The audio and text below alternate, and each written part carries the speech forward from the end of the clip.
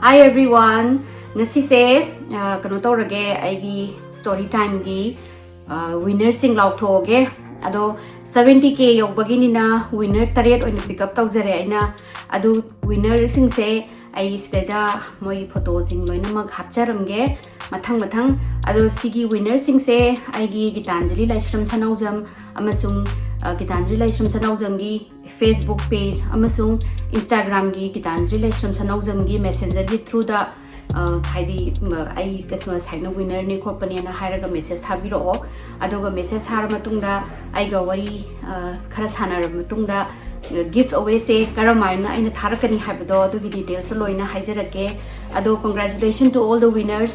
Congratulations Clinton Brajabasi Mayum 7728.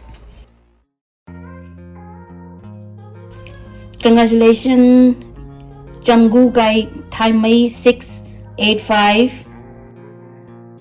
Congratulations Ranjana Rajkumari 1347. Congratulations Thongauzam Vandana. Congratulations Ningom Thoibi. Congratulations Susila 1207. And finally, congratulations Cool Cash 2.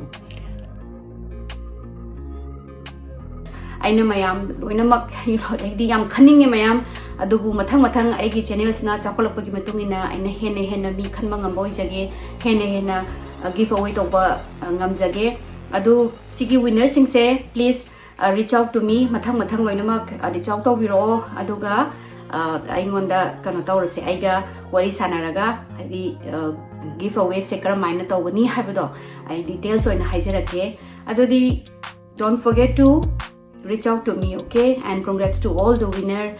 Mathang damuk thengnarasi. Bye.